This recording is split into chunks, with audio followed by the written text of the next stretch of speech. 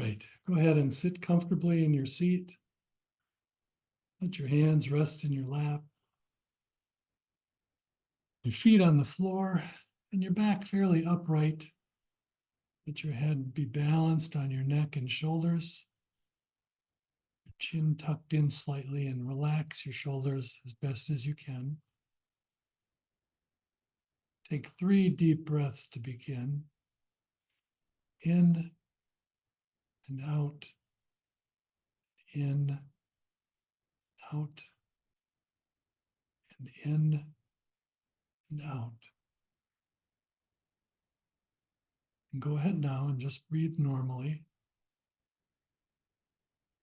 But let your attention turn and pay attention to that breath. Like turn around from your attention going outwards and turn it in on that breath. Feeling your belly rise as you breathe in, fall as you breathe out. One breath begins and you breathe in, and it falls, and that breath ends. The cycle begins again then. The belly rises as we breathe in, it falls as we breathe out. And if you watch very carefully, you may notice that as you breathe in, it's a natural turning with no delay really into the breath out. And when you've let all the breath out of your lungs, you reach kind of a resting point where the breath stops for a moment. It really is this discrete end to the one breath and a new beginning to the next.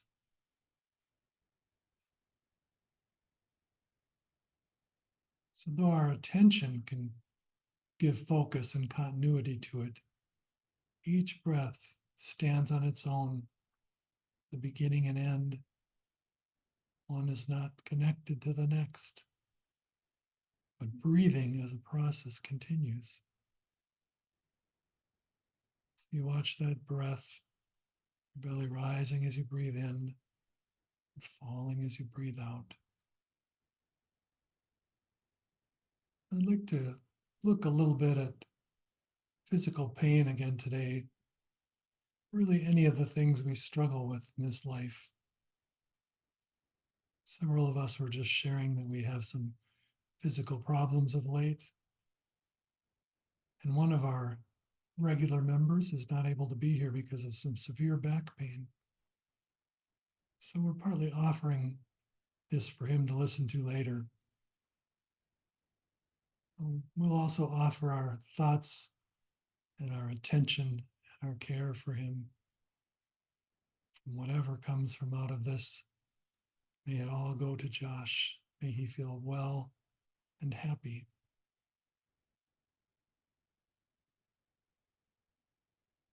And so often, whether it's depression, physical pain, grief, boredom, difficulties in relationships, there are always these problems, it seems, that lead us to mindfulness. If everything went smoothly, we felt happy all the time, we wouldn't feel the need to try this. We come to it initially for help. We turn our attention on ourselves. We watch the breath. Belly rises as we breathe out. Rises as we breathe in and falls as we breathe out. Breathing in and breathing out. And sometimes we try to talk about focusing on the peacefulness and the calm that can come when we're in the midst of anxiety or depression or pain. We can also think of those things as friends in a sense. As I said, if everything were good, we wouldn't come. We wouldn't come to this practice, come to pay attention to ourselves and to what's going on in our lives and our bodies. So without realizing it, we kind of come here thinking we'll get rid of our pain and our struggles, which is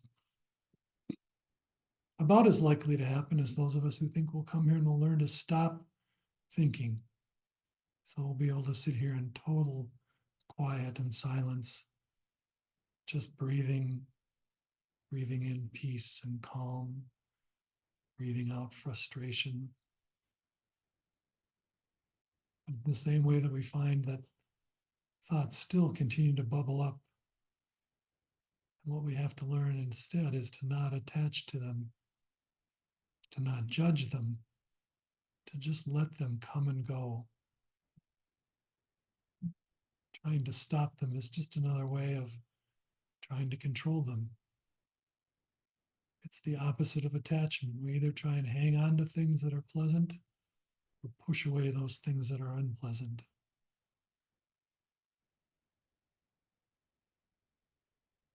As I say, when we sit calmly,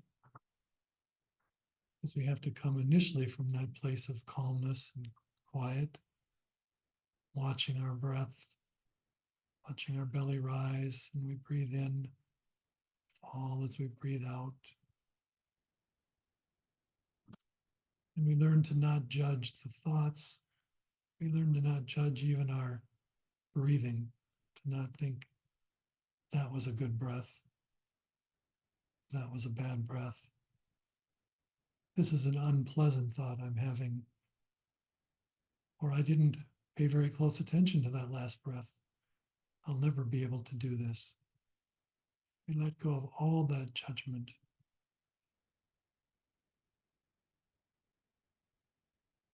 And we can feel kind of tricked, like it's a bait and switch. You come for one thing and find that the opposite is true.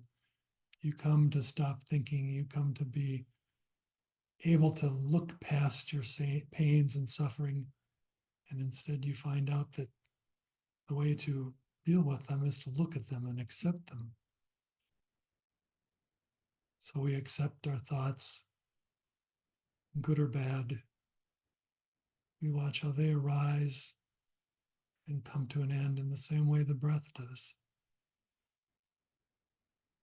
And in the same way that breath seems to be continuous because of our attention, because of our thinking that one ended, here comes the next one. Not realizing that one ends and the next begins. That's also true of thoughts.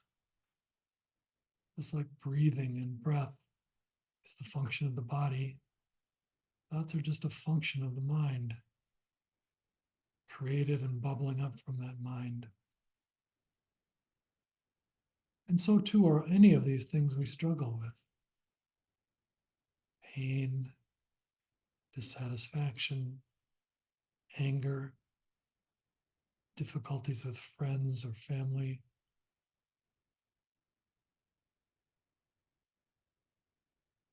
Our first impulse is always to assess those. Is this good or bad? Do I want to hang on to it? Do I want to push it away? And the good news is that we can change the way we relate to them. Bad news is we can't get rid of them. And the kind of the bad news within the good news is we change our way of relating to them by feeling these things, by looking with full attention and full kindness towards ourselves and towards these feelings, rather than trying to push them away, and without judgment.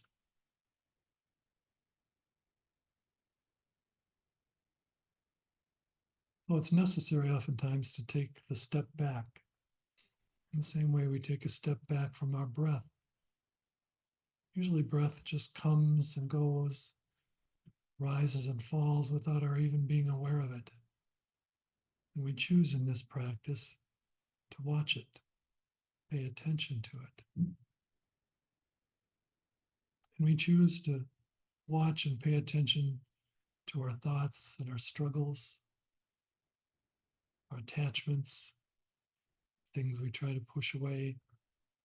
And that's necessary by stepping back at first, to not wrestling directly with them, but just letting them be and seeing them in our lives. And we can really see them come and go if we do that. There are very few problems, if we were to think about it, that have lasted your whole life. There might be themes to the way you relate to things. And anger always becomes a problem for you in relationships. Physical things we talk about, there are those of us who always put our pain in our shoulders or our fists or our lower back. There are those patterns. But each time we react to those, it's a little different.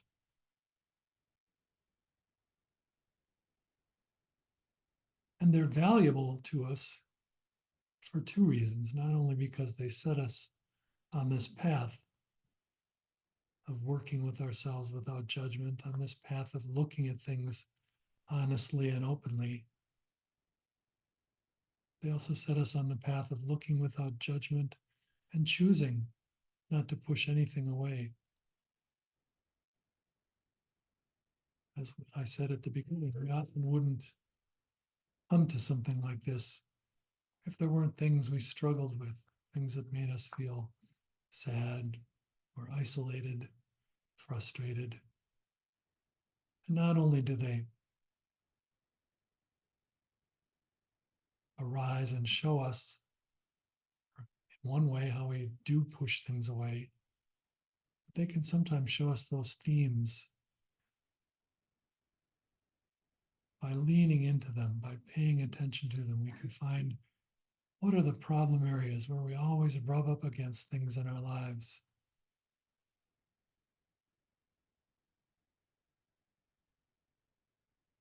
We know, if we think about it, anytime we try and run from something, it never goes away. In fact, it seems to chase us and follow us. Turning to face these things lets us look at them carefully and closely, to learn what we can from them and to let them go. Same way we let this breath go as we breathe out, and move to the next breath as we breathe in. Those themes may continue, but we don't need to hang on to the situations forever, the pain forever.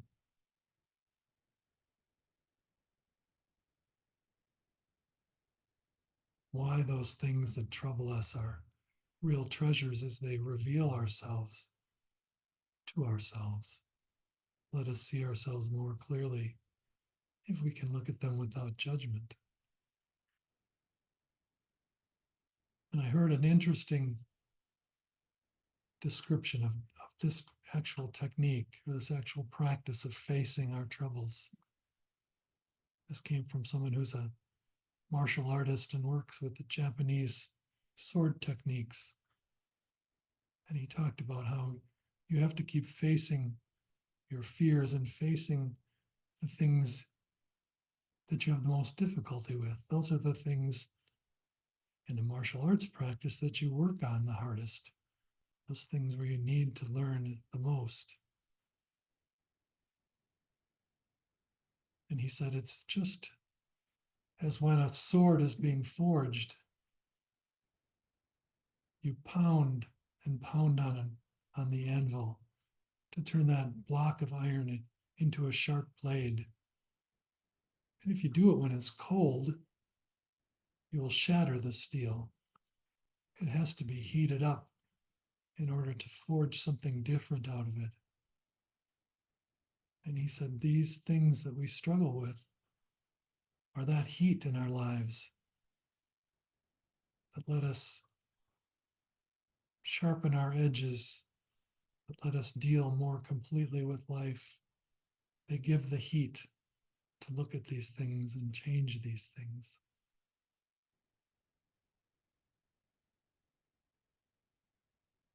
And we've talked frequently about when we lose the thread of watching our breath, our true power is in being able to return to it, to realize we've gone off the track. That we've chosen to do is to follow that breath. And we don't berate ourselves. We just notice we're not paying attention to the breath any longer, and we return to it. And in the same way, with these things we struggle with, when we find ourselves wanting to turn away, wanting to avoid them and push them away, we can just remember that it's more helpful to ourselves, actually makes us suffer less to look at them and engage with them.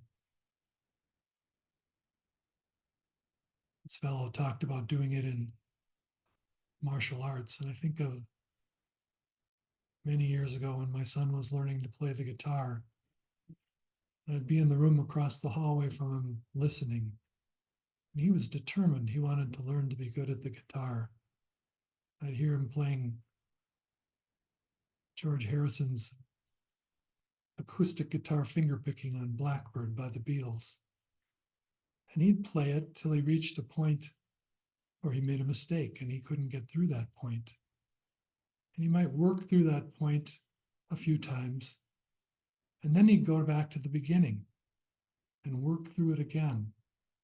Maybe he'd get through that point, or he'd stumble again. His fingers wouldn't do what he wanted them to.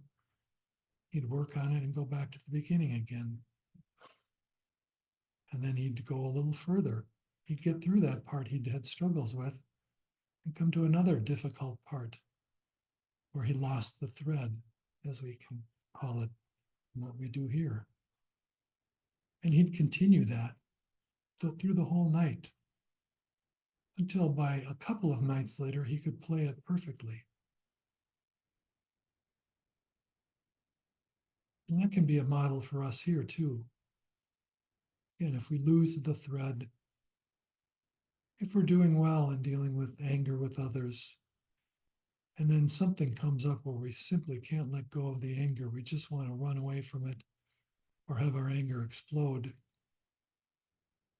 we can first of all realize that we've made some progress along the way in how we deal with it. And we can just decide to pick that thread up and return to it. Return to looking at that, not running away from it, but dealing with it. And we'll find too that physical pain comes and goes. When it feels as though it's overwhelming, we don't need to be hard on ourselves for somehow bringing this upon ourselves or feeling that we're weak and that we can't deal with this.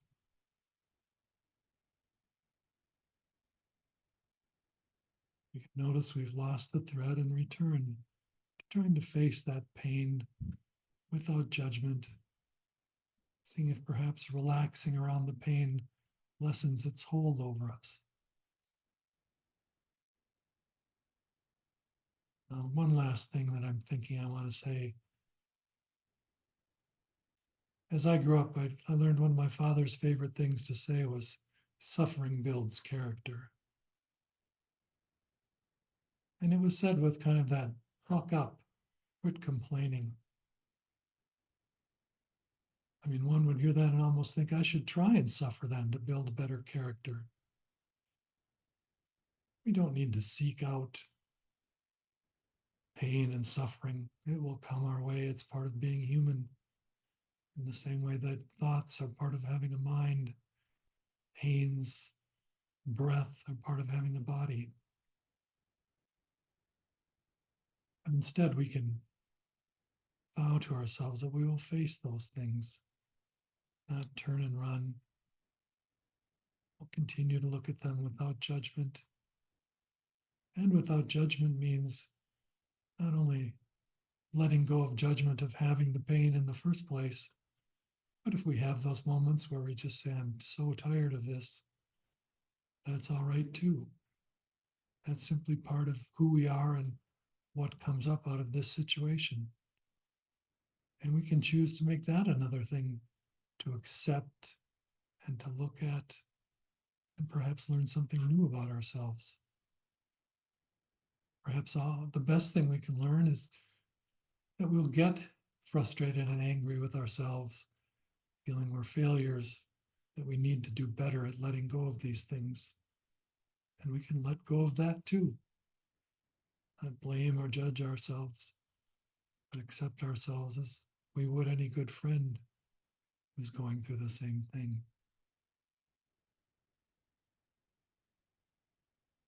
And then in the same way these threads continue, we can see here we've been thinking and examining other things, relating it to the breath, to our attention. And we've continued breathing. We haven't stopped breathing. So you can come back to that breath, feeling that belly rise as you breathe in and fall as you breathe out. And again, from anything good that's come from out of our time looking and being kind to ourselves about these things, we'd like to offer that to our friend who's home hurting and struggling. In the same way, we can offer it to ourselves whenever we're doing that. So try that slight turning of just seeing struggles as opportunities. I know we sometimes get tired of, as a friend of mine used to call it, another effing growth opportunity. Life is full of them.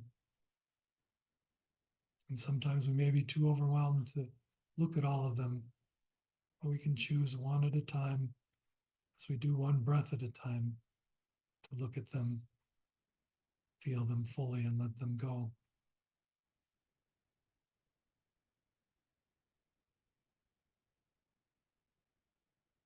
So try that in the coming week, whenever you run into a rough spot, and see how it works for you.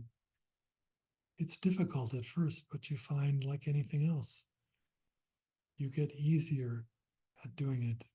You get better. It's kind of like exercising a muscle that learns to do what you want it to.